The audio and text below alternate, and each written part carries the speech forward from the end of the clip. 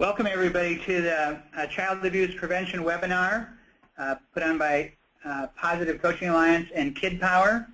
Last week we did a webinar for coaches and youth sports organizations leaders about how to protect kids from abusive situations.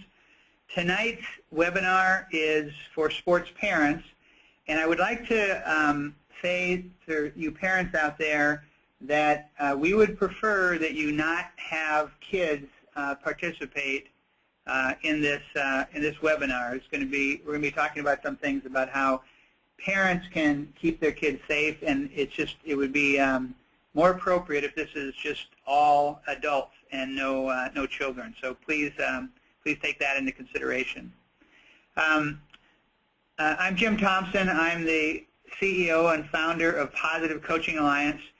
Positive Coaching Alliance is a national organization designed to create a movement across the country to transform youth sports away from a miniature professional model to a youth development model. What we're really about is using sports to develop better competitors and better people. And there really is, if you think about it, there's no better place to teach life lessons and develop character in kids to create better competitors and better people than the playing field. You can try to teach character in the classroom, and it can be a remote, abstract, kind of artificial experience for kids. But if they're on the football field, the baseball diamond, the swimming pool, the track, it's not remote or abstract at all. Now, our goal with Positive Coaching Alliance is to create, as I say, better competitors and better people, so we make sports better and our whole society and the whole world better. But we can't do that if kids aren't safe. And this is one reason that Positive Coaching Alliance has leaped into this issue. We're not an expert on this, but we have relationships with so many schools and youth sports organizations around the country that we just feel that this is a national teachable moment. The troubling situations, the allegations made against some high-profile individuals in this world of sports have created an opportunity to shine a light on what is a very serious problem. And I think it's not an exaggeration to say that the information you get tonight may actually save a kid's life. I like to say that the most important word in our name, Positive Coaching Alliance, is alliance. We can't do anything by ourselves, and if you're trying to create a movement, you've got to have a lot of people involved. I'm very excited about having Irene Zande of Kidpower, the founder and head of Kidpower, working with us. They're doing fantastically important work. Also, we have just a tremendous network of PCA trainers, partners, supporters, champions, and we have one of those very special people here tonight, Judge Mike Town from Hawaii. Mike is, in addition to being a retired judge, he's also a PCA trainer. I'm going to, at this point, introduce our speakers. That's me. Judge Mike Town is, as I said, a retired family court judge. He's an outstanding coach and leader. He's been coaching many sports, but primarily now he's from Hawaii, been coaching paddling, outrigger canoe. He's a mediator.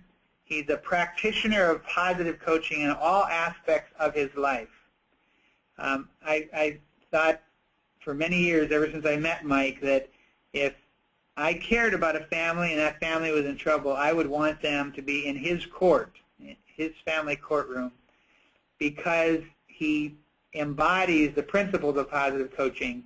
He understands the concept of emotional tanks and how if you want people in trouble to be able to crawl out of that trouble, they have to have reinforcement and encouragement. He's also for many years now, been teaching and coaching other judges around the country about the use of positive coaching in the courtroom. He's also just a fantastic PCA workshop presenter, and I think if you're familiar with the Yiddish term a mensch is a solid person who does not wobble no matter what's going on, the kind of person that you know, has a combination of kindness and wisdom, and Mike Town is a mensch. So it's a real delight for me to say that Mike is a friend of mine and to have him here with us tonight. Irene Zande is the founder and executive director of Kidpower. One of the great things for me, for having worked with Positive Coaching Alliance now for more than 13 years, is it's introduced me to just amazing, terrific people, and Irene is way at the top of that list. I think of Irene as an old friend that I met for the first time recently. You know, we met only in the last few months, but feels like an old friend. Not that she's old, but a longtime friend. Also doing incredible training. Kidpower is doing fantastic work training kids and adults to practice the kinds of behaviors that can protect kids. When Irene and I first met, it was around the issue of bullying, which is a big emphasis of Kidpower as well. And I went through the materials, and she briefed me on what they're doing. And you know, just as one example, you know, a kid on the playground can go up to a teacher and say, you know, so-and-so is bothering me. And the teacher might say, you know, stop whining, go take care of it. And one of the things that Kidpower does is teach kids how to make a report. So instead of kind of like, oh, so-and-so is bothering me, the child learns and practices so that he or she can go up to the teacher on the playground and say, I wish to make a report of bullying, and then to stick with it and not get discouraged if that adult doesn't respond. And if ultimately that adult doesn't respond, to go to another adult and again to say, I want to make a report. So the information and the training that Kidpower is doing is just fantastic stuff.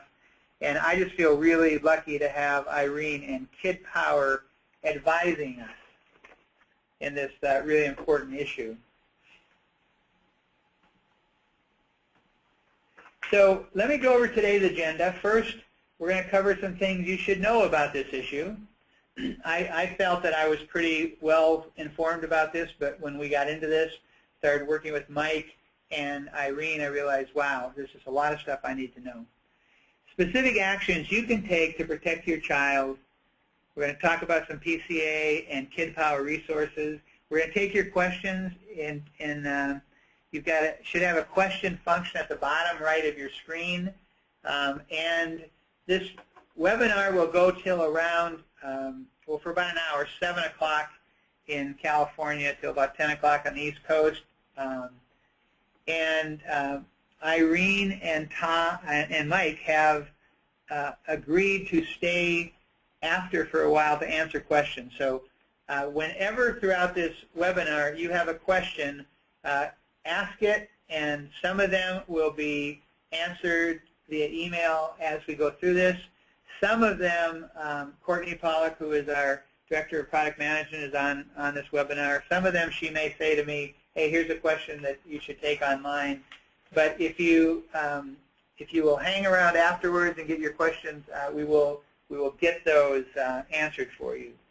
And then the next steps, what to do with this information afterwards. So let me turn this over to Mike. And Mike, what signs should a parent watch for? You know, that might indicate there's some abusive situations going on.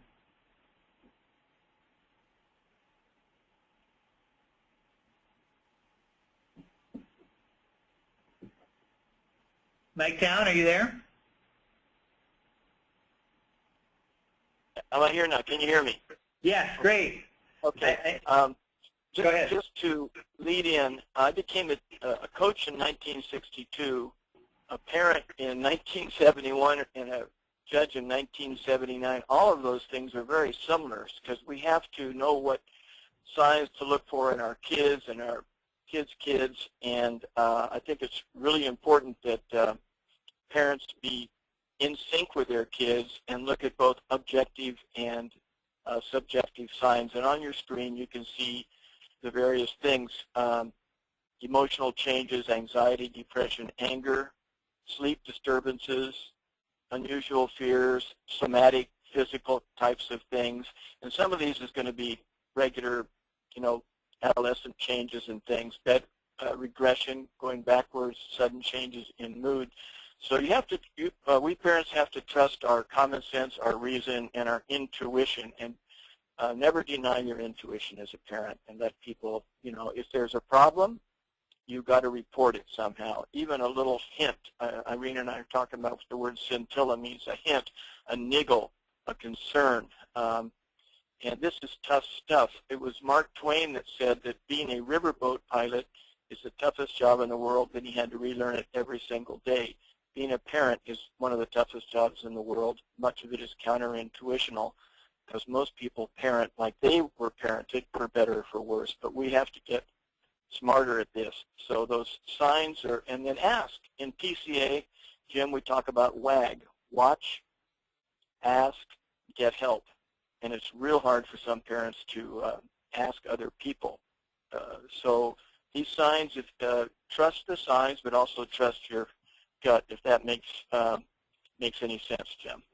Yeah, and Mike, I think the idea that often there is no physical sign, that the signs are more changes in behavior or emotional.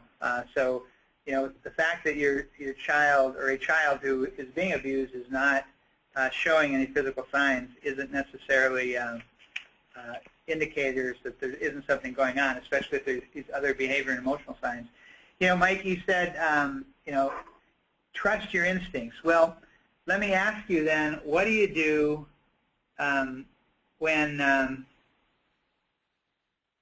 okay, where is the, oh, there we go.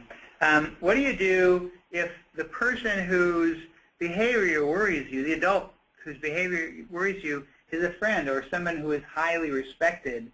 Do you still go through the process of reporting your suspicions? Well, in PCA we talk about moral character as doing the right thing even when no one agrees or no one knows. Particularly if someone's a friend, someone's highly respected. It's going to put us to the test of whether kid safety trumps a friendship or trumps reputation or trusts other people getting upset with you. And we've seen in these high-profile cases, society will often ally with the adult and not with the child. And yet these children are not little adults. Their innocence can be stolen, their trust betrayed in a heartbeat by an adult who seems to be credible. And many of these folks are very, very skillful at that, getting near kids. We've seen it time and time again.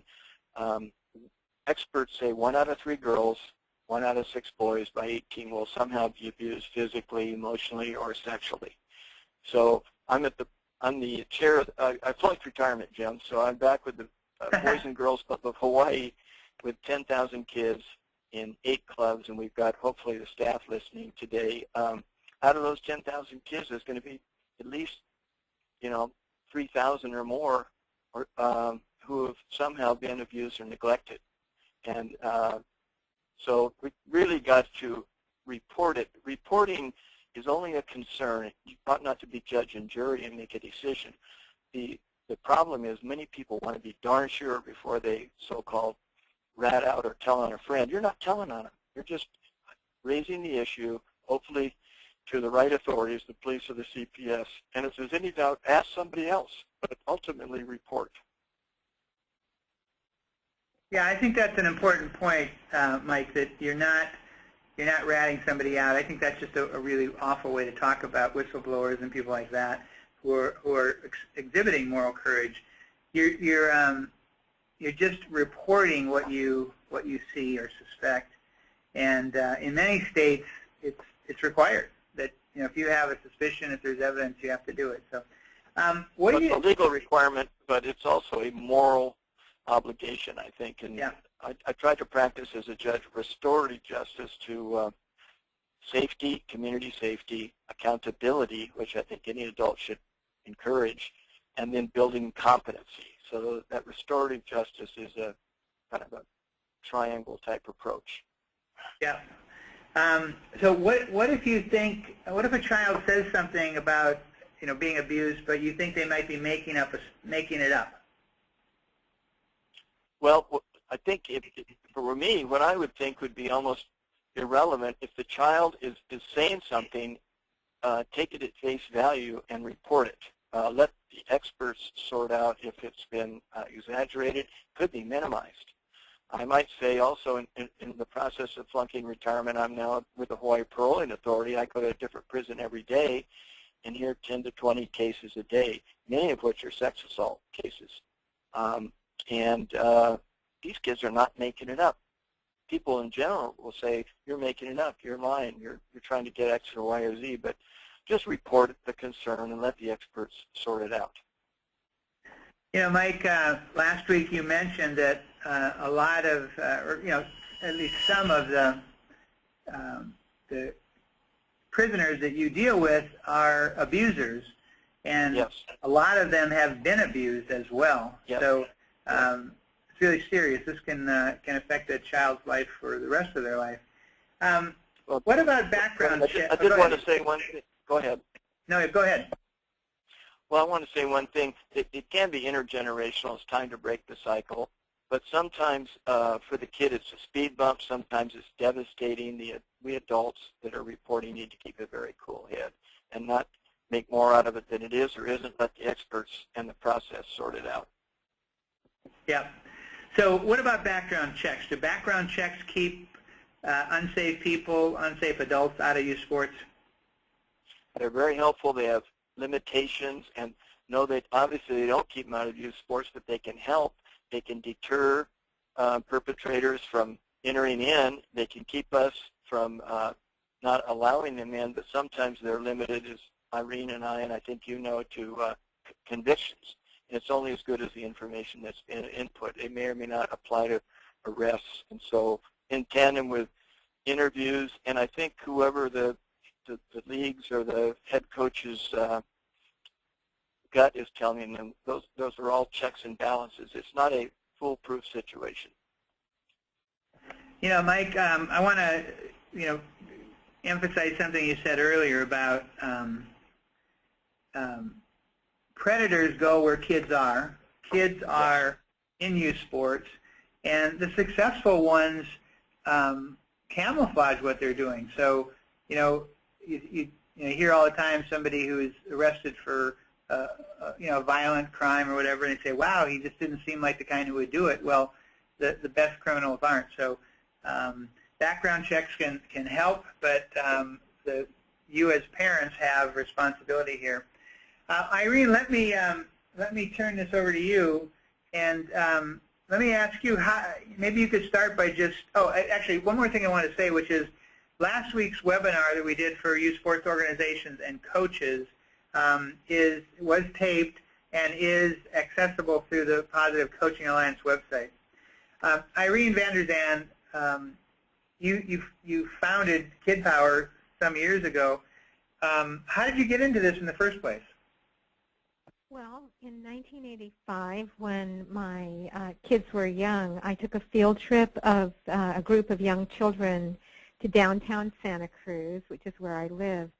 And in a public place in the middle of the day, a man suddenly started saying that he was going to kidnap one of the kids that I had with me. And I stopped him by yelling at a bystander for help. Obviously, having that experience took away forever for me the belief that bad things wouldn't happen because I'm careful and a good person.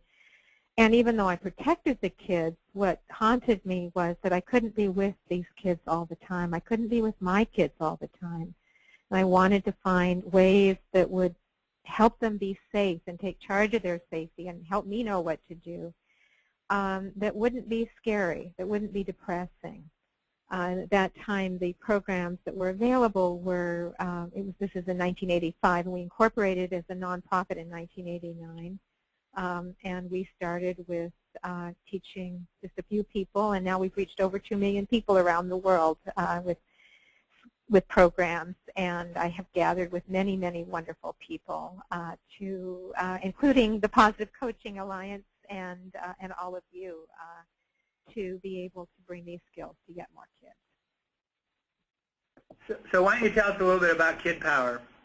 So Kidpower is, again, a nonprofit organization. We teach, we have very hands-on practical skills that we teach children, teens, adults. We work with kids as young as soon as they can talk all the way till people are senior citizens.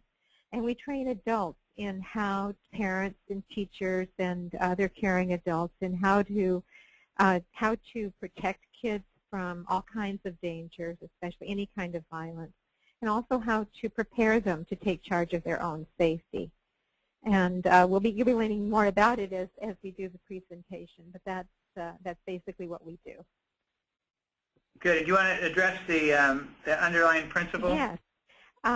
So our founding principle is that the safety and healthy self-esteem of a child are worth causing anyone embarrassment, inconvenience, or offense. And I doubt that anyone on this call would argue with that.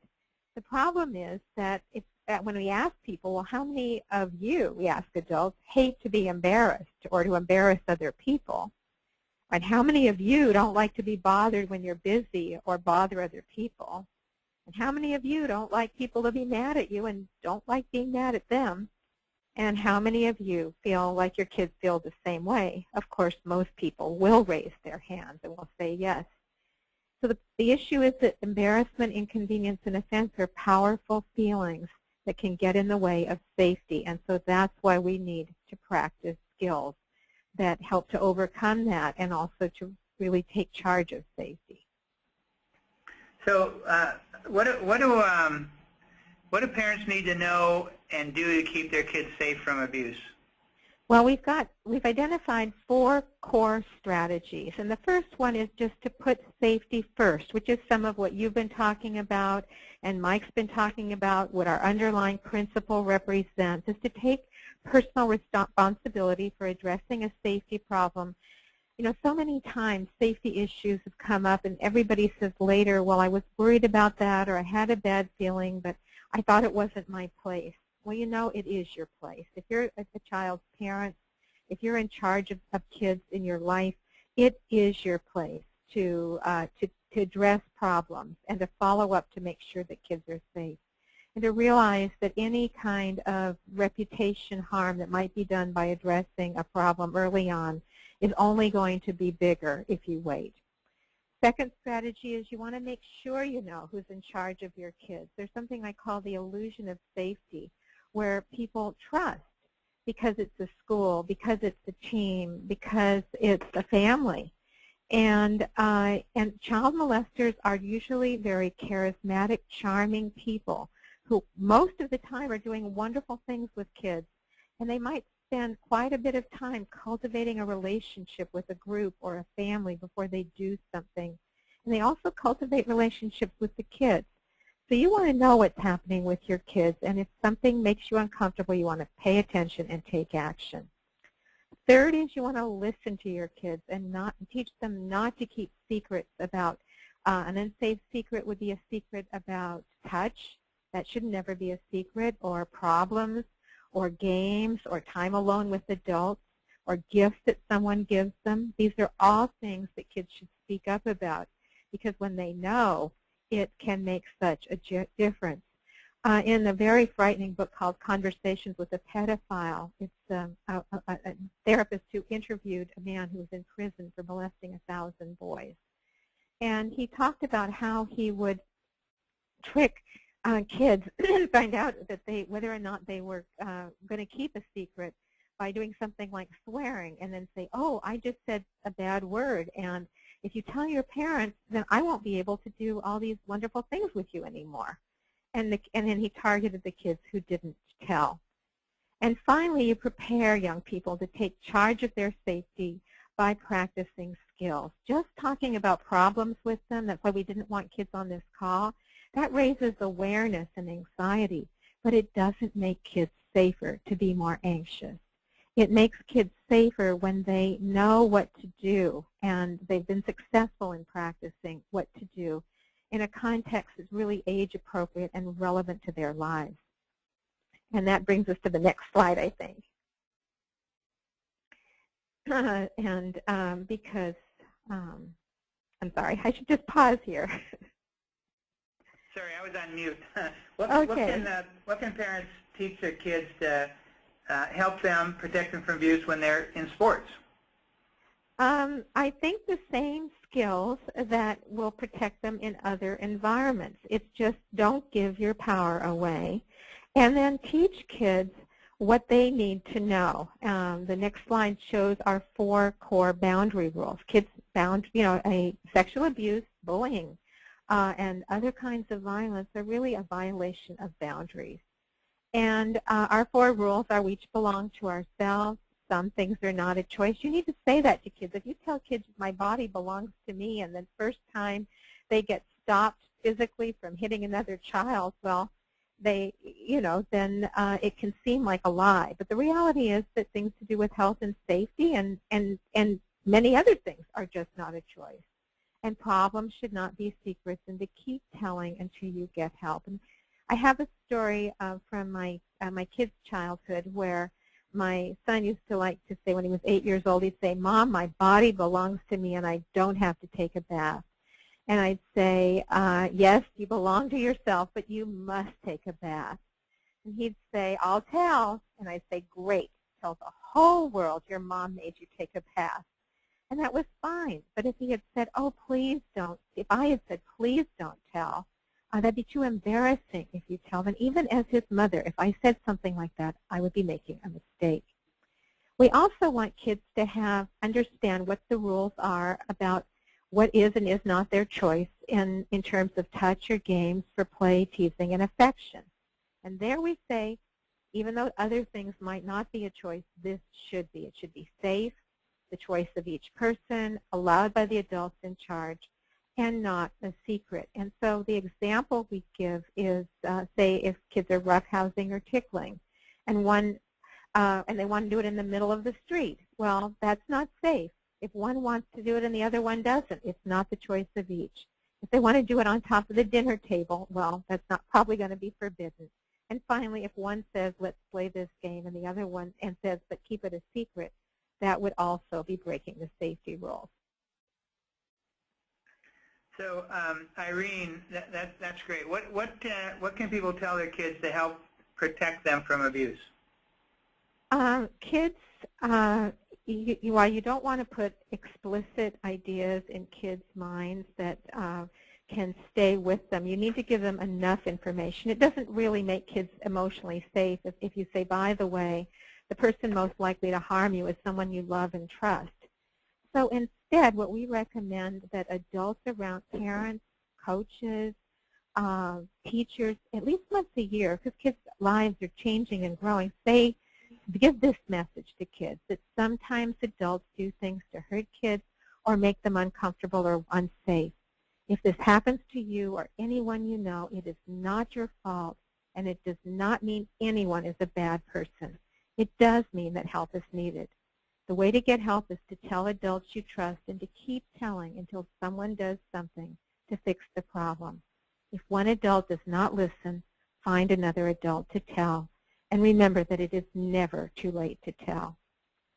After one workshop where this statement was made, then on the way home, there were two sisters, and the older sister said to her mom, "I need to talk to you about a safety problem." And when they got home, it turned out that their neighbor had been abusing her and her little sister for a couple of years.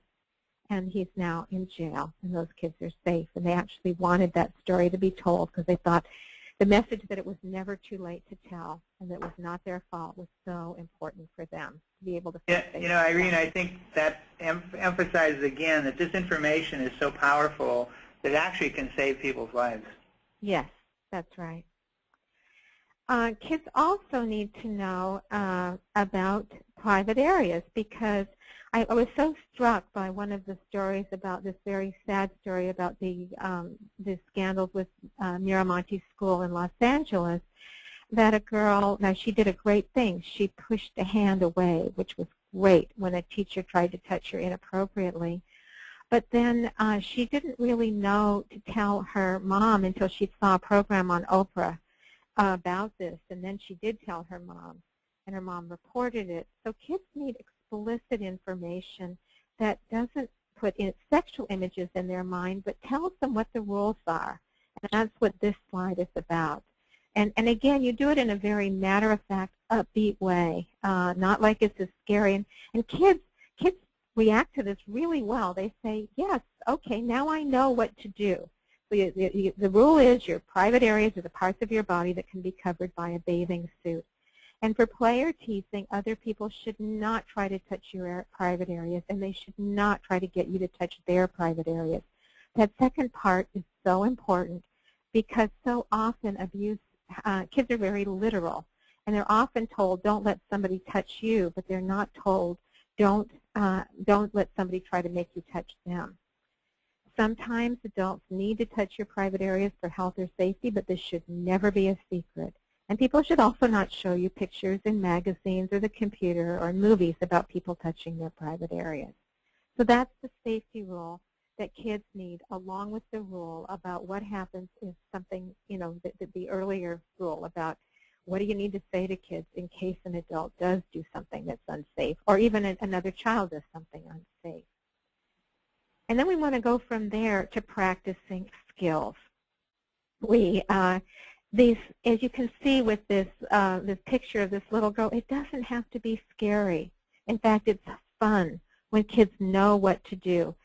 The key is that if a child can move your hand off of their shoulder or their shoe or their head, not something sexual, but just stopping that kind of touch, then they will be able to remove somebody's hand from something else. So the way you practice, and the way we do this in class, is we'll just say, now suppose I'm, a family friend, and if you like it when I touch your shoulder, is that okay? And the kids will say yes. And now let's imagine you don't like it. We have kids look you in the eye, move your hand away, and say, please stop. But then we say to kids, but have you ever noticed that sometimes people don't listen to you? And of course they say yes. And we say, well, then we touch them again and don't listen. And they stand up, they move away, they make a fence just like this little girl and say, I said stop, I don't like it. We really want kids to be able to see that they can be both powerful and respectful at the same time. These levels, by the way, are based on normal interactions that happen where people don't have good boundaries in relationships, but they're also based on the progression of what many child molesters do. So the step 4 is dealing with emotional coercion. This is where a lot of abuse begins, because kids don't want, the abuser has made a relationship, they care about this person, and then suddenly the person is sad or upset. So you teach them how to deal with that. You say, don't you like me? Or that hurts my feelings that you told me to stop. And then the child can say, I like you, I don't want to hurt your feelings, and I want you to stop. Or if a child is less verbal, and sometimes we even do this with little kids with puppets, and they just say sorry and stop. So then the next step, which is on the next slide. By the way, Irene, I just have to say this is so brilliant. That's wonderful. Thank you. Thank you. Well, the next step is that somebody breaks the safety rules. I've only put one way of breaking the safety rules here, which is offering a bribe. But it could also be somebody misusing their power, or, of course, as soon as somebody breaks the safety rule about touching private areas, then right away we want to have kids say, stop or I'll tell, or if they're older, maybe stop or I'll report you. So we say, I'll give you a treat if you'll just let me pat your shoulder after you said no. And then we have the child stand up, take a step back, make their fence, and say, stop or I'll tell. With older kids, we also, once they're old enough to understand this concept, we without making it super scary. You notice this is not, I'll kill your whole family. We're not trying to put scary ideas in kids' minds that don't need to be there. We're just giving them a practice on what to do. So we just say, something bad will happen if you tell. Promise me you won't tell. And we coach the child to say, I won't tell if you stop. This step is important because child molesters will say to kids, please don't tell, or don't tell, and promise me. And so we tell kids that, of course, most of the time we want you to tell the truth and keep your promises. But you have permission to lie and break a promise if you're doing it to be safe, and you're going to come and tell an adult you trust as quick as you can. And then the last step is we say to the kid, when you get away from this person I'm pretending to be, what are you going to do? And the child or the whole group of children will say, tell. I'm going to tell. And, of course, that's key. The problem is, if we go on to the next slide, is that it can be hard to tell adults. But we want to practice that, too. Now, we don't need to practice with it, again, and we take a non-sexual, non-terrible problem. It might be kids teasing. It might be kids locked me in the bathroom. So we have them imagine a safety problem, and then we have them practice interrupting a busy adult. Now, you would think, and you pretend to be an adult, they would trust a parent or a teacher or a coach. The problem is that kids interrupt all the time, and so you'd think they don't need to practice interrupting, but it turns out that they do. When they have something that bothers them this much, they need some practice in doing it. So you coach the child, you pretend to be busy, and you say, and the child, if the child is interrupting, often the child will say, excuse me, I need help, and we'll say, that's nice, I'm glad you're having a nice day. So the child then says, look at me, please look at me, I need help. And then we have, and the child would be grumpy because adults are often very rude when kids interrupt them because they're interrupted all the time. And we say, what is it? I'm busy, can't this wait? And we coach the child to persist in asking for help by saying, but this is about my safety. I need help. And we encourage kids to tell the whole story. And then we say, thank you for telling me. You were right to interrupt me. I'm sorry I was grumpy, and we'll figure out what to do. So that's in a nutshell. If parents could give kids these two practices plus the information that we were talking about before, it gives them a great foundation for avoiding most abuse and for protecting themselves if something abusive should happen. But of course, nothing works all the time, which is why we want to know what to do. And also, even if a child, maybe the abuse hasn't happened yet, maybe something is on the earlier testing levels that we were talking about before with the boundary setting. If you panic, so your first job is, if the child says something that you're worried about, is to just take a breath and get calm. If you panic and you sound upset, kids will often retract the story. They don't want to upset adults, and no matter what we tell them, a lot of times kids think that if something bad happened, it means they were bad or it was their fault. So instead you say, thank you for telling me. Your safety is important. Even if the child did something wrong, sometimes maybe a child won't tell because, or they're worried about telling because maybe they went someplace they shouldn't have gone, or started to play a game they shouldn't have played. And then as a parent, you want to make sure you understand. So you just say, make sure you know who it is and what happened without acting horrified, without putting words in the child's mouth, and without interpreting. Just what happened, write it down, and say, thank you again, and what happened is not your fault. Then you make a report.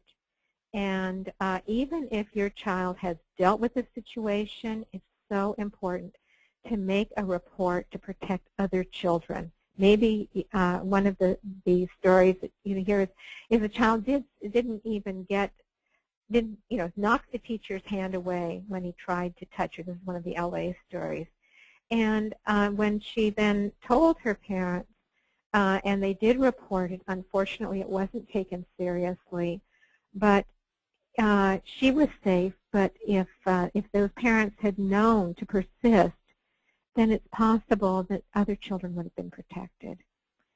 And then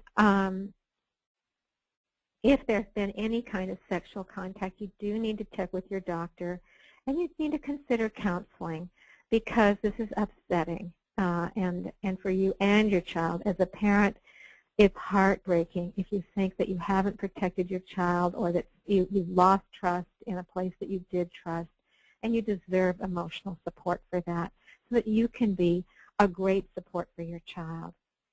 If anything, even if it's jokes or teasing, makes you uncomfortable, if in the sports, if you have, now we have great policies for your league, but if somebody's doing something that you feel a little uncomfortable about, then speak up and say, that doesn't look safe.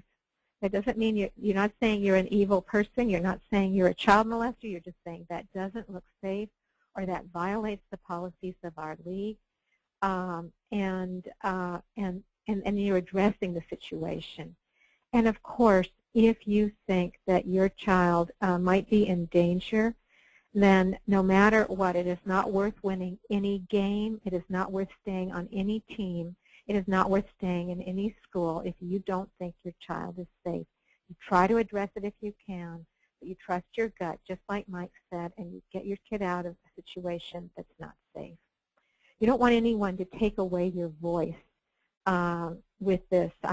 Another sad story about the LA school situation was where the parents went to the principal and said, I'm uncomfortable with these pictures, these photos that this teacher has taken of my second grade daughter.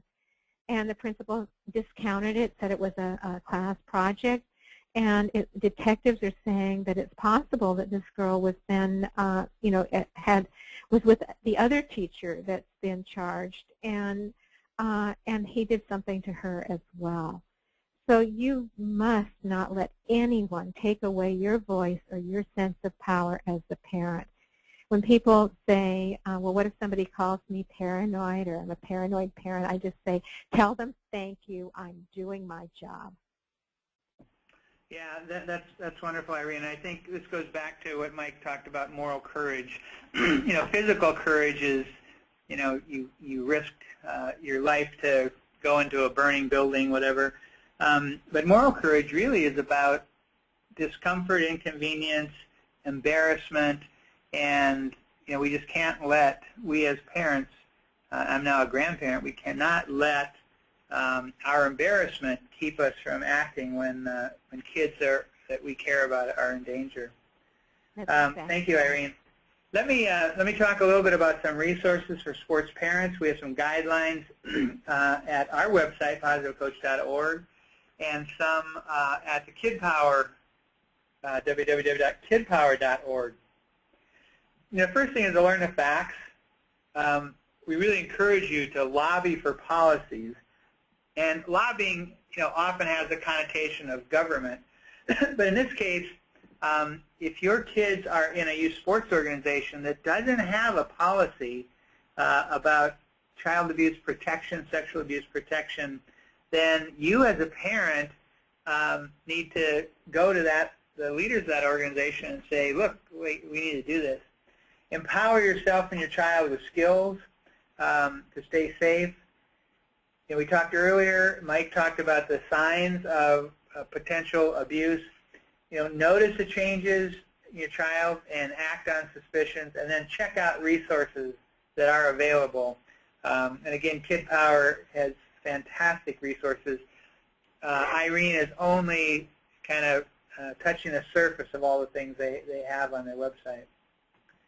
Now let's talk about that lobbying piece as a parent.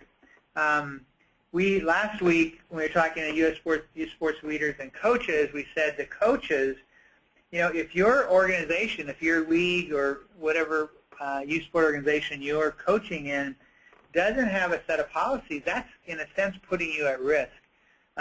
You may be in a situation where you're not sure what to do, and so we really encourage you to to look at the policy and procedures template that Positive Coaching Alliance with Kidpower's advice and help has put together. There's a policy statement that you can get at our website that, first of all, puts that organization on record that the safety of the kids in that organization are the most important, is the most important thing. Secondly, the issue of coach recruitment. I mentioned before that predators go where the kids are in youth sports, and so the organizations that, many youth sports organizations are constantly working to try to get enough coaches because they have more kids and teams they want to be able to field than they necessarily have coaches.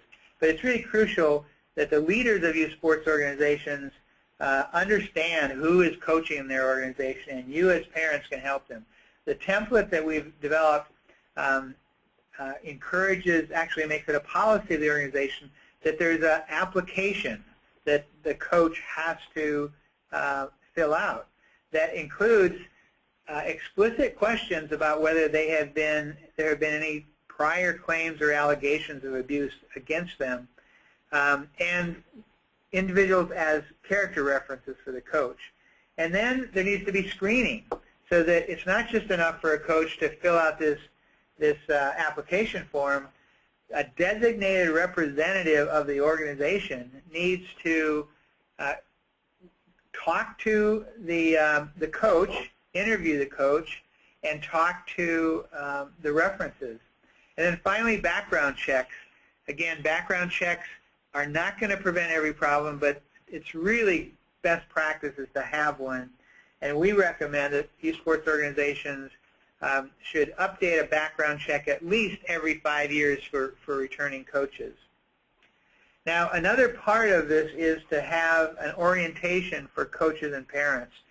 So this policy template would then say, and you as parents can take this and go to the leaders of your youth sports organization and say, look, we need this to keep our kids safe in your organization.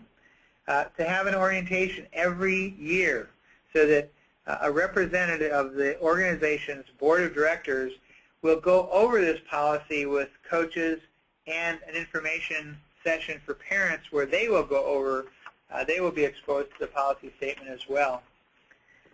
Then, and this is a really interesting one, and I think an important one. By the way, this template is in a Word format, so you can amend it. The organization leaders can go through this.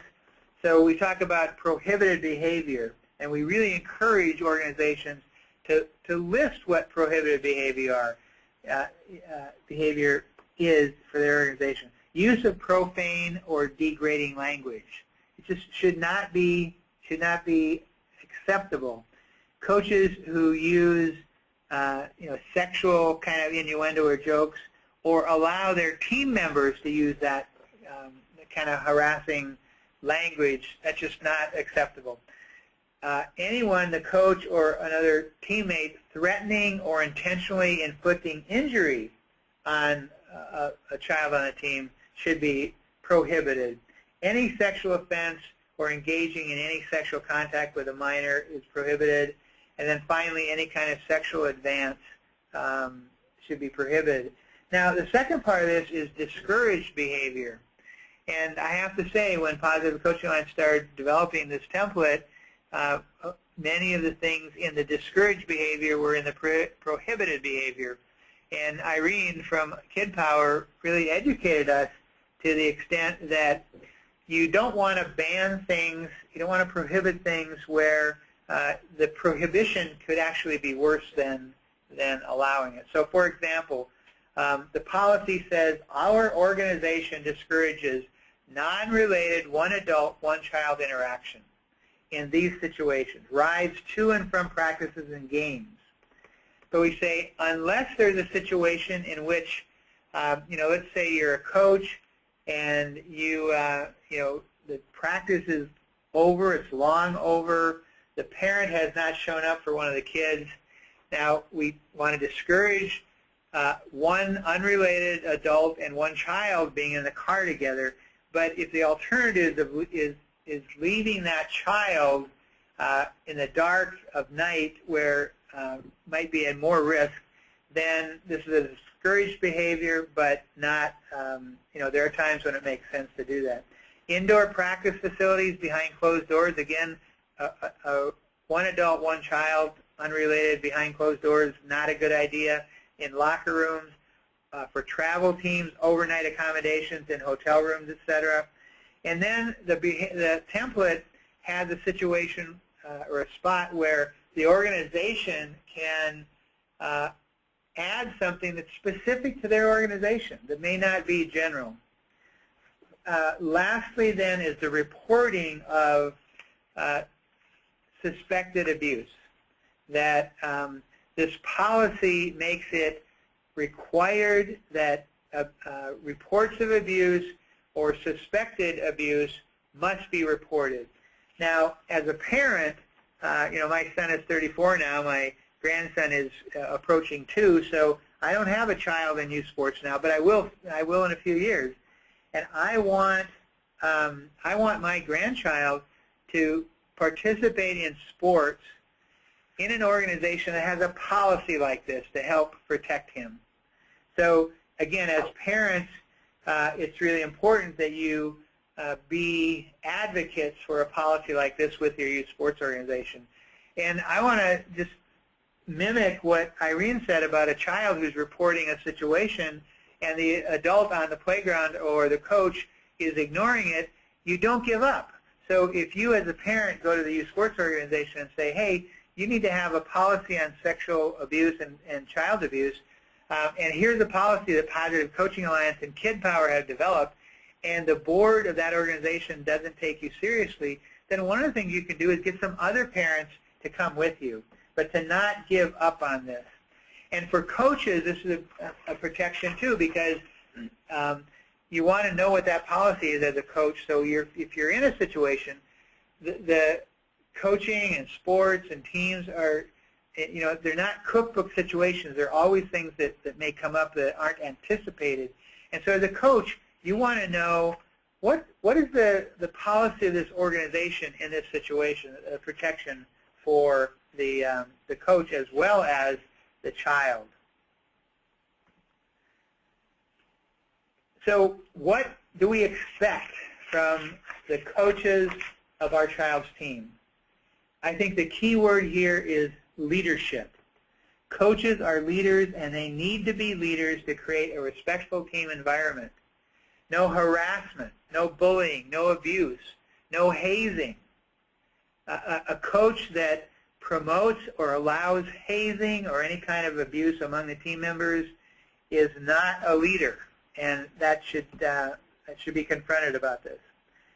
We mentioned before, this respectful team environment, no profane or degrading language, either from the coaches or from the team members towards each other, no threatening or inflicting physical harm, no sexual language of any kind, even as a joke. These kind of jokes are not funny. And again, to avoid these one adult, one child situations, except with parent knowledge and permission. So you as parents can play a very valuable role here to encourage your child's coaches to seek out these resources, and the same with youth sports organizations leaders. I want to, again, encourage people. Hopefully people have been sending their questions as we go through this, but there's a question function at the bottom of your screen, so please do this, and Mike and Irene will stay on the line. Mike, any last words you'd like to say before we wrap this up?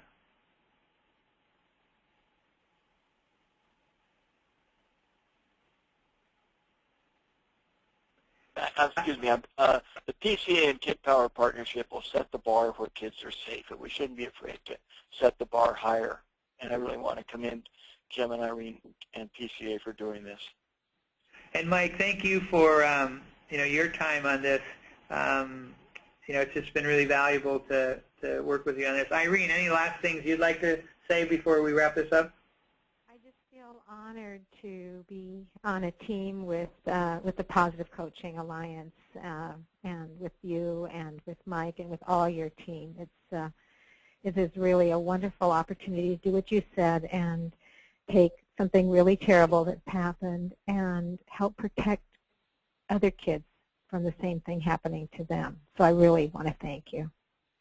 Yeah, and we're just delighted to be working with you and to have your advice. I feel like the consulting that you've given us has just been incredibly valuable. You know, this really is a national teachable moment. These bad things that have been alleged against high-profile individuals in sports, this provides an opportunity to teach, to inform, and save kids' lives. So become informed and act. Learn more. Go to our website. Go to Kidpower website. And Mike and Irene will stay on the line for a while so we can answer your email questions through the question focus. So again, Irene and Kidpower, thank you so much. Mike Town, thank you so much. And all of you out there who have been with us for this webinar, thank you for staying with us, and please spread the word. Let the people you know, the leaders of your youth sports organization, your kids' coaches, other parents, let them know about these resources. This webinar will be accessible as last week's one is now through the PCA website, and encourage you to tell people about it.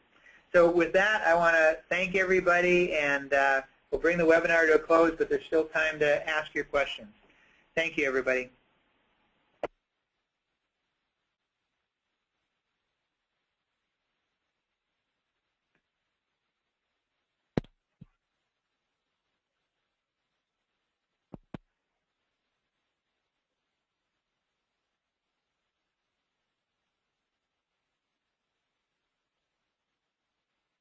Hello. Hello? Good job, Irene. Well, you too. Thank you. So now I'm not sure if everyone can hear us or if I'm waiting for questions. Yeah, Irene and Mike, we are waiting for questions. Right now, we had a couple that I forwarded on to Courtney and Ripper, but there aren't that many questions coming in right now. But we'll stay on for at least another 10 minutes and make sure if somebody wants to ask a question, they are welcome to do so. You'll just stay on the phone. Should we stay on the phone, or yes. Are you going to just forward them and we No, let's stay on the phone for another, until we're clear that there's no more questions. Sure. And maybe you could, can people hear us? Yes, people Good. can hear us right now. Okay, so we could answer even verbally and out loud questions. Yes. Too. Super. So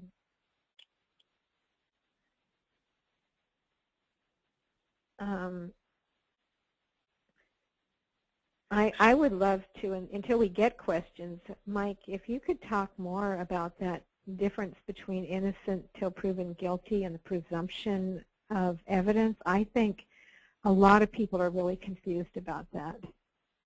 Well, suspicion is as I mentioned, a scintilla or any small amount of concern, which we parents shouldn't wait for a proof beyond a reasonable doubt, or even a preponderance, which is more likely than not. If there's a concern, we should report it or take it seriously. So the world is not a court of law, thank goodness, and that's only the criminal side that's proof beyond a reasonable doubt, presumption of innocence. And I don't know how it got into the home or the classroom, but if there's a worry, we address it. And then we can rule it out. What doctors do is rule out concerns that they have, that they just want to make sure. That's called a rule-out protocol in medicine. And once we've ruled it out, then it's done. We haven't ruled it in, we ruled it out. It's no longer a concern. Now, does that make any sense? So you go from yes, it does. It's very 1% helpful. concern, 50-50 is preponderance, 90 plus is proof beyond a reasonable doubt, or 99 plus. And I know a lot of people probably worry because it's the unknown for them about what happens when you do make a report. Maybe you could talk a little about that. As I said, until we get a question. Sorry to interrupt, Irene and Mike. You have a good question that's come in that I think you could address. The question is, how do you prevent a witch hunt from starting out of stray comments? Irene, you want to take that? Okay. Well, I'm not 100% clear on what the nature of the stray comments are. What you do is, one of the things that I've seen happen is that the stray comments get magnified, that people pass it all around a community, but they don't actually go to somebody who could do something about it, which is what we were just talking about with Mike. So if there's something where somebody says so-and-so, is weird with kids and does stuff inappropriately with them, and it's on the nature of not overt sexual abuse but inappropriate behavior, you confront it. And you say it's not okay, and you monitor the situation closely. But you go to that person and that person's supervisor.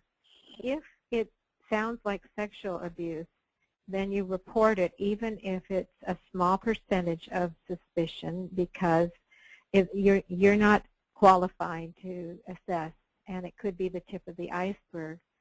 But what makes things into a witch hunt is when people talk to each other instead of actually taking action. I don't know if you'd want to add something to that, Mike. No, I agree. We report it to the right person, and then trust the process. Don't go out and make it some kind of your own agenda. Protect the kid and report it. Thank you, Mike and Irene. Another question has come in, and it's been asked a couple of times, so I'll just repeat it. The question is, where can people access this webinar, the recording? And the recording is available at the positivecoach.org website, and it will also be available on the Kidpower website. On the Positive Coach website, when you go to the front page of the website, the landing page, there is several pictures of prominent PCA supporters, and underneath that there's a ticker, and you'll see Child Abuse Prevention webinar, and you click on that and it'll take you. The entire webinar is being recorded and will be posted on our own YouTube channel, and you'll be able to listen to and watch the entire thing.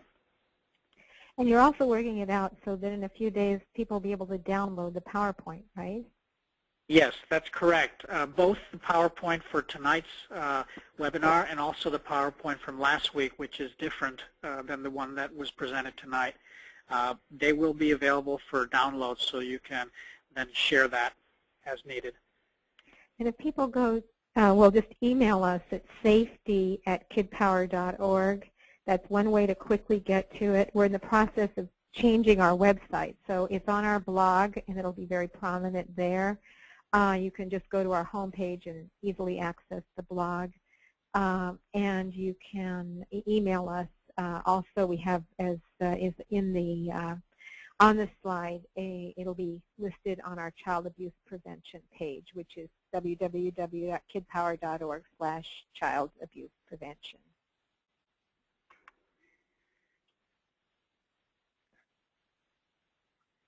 At this time, we don't have any more questions coming in. We'll perhaps make another open call for anybody who'd like to submit a question. If not, we'll probably just call it end of the webinar, and thank you all for participating. Thank you all. Have a good evening. Yeah, thank you. This went really smoothly. You did a great job, Parag. I think we all did. It was a good team. Yep. Yeah, aloha. Okay, well, thank you everybody, and good night. Okay, bye-bye.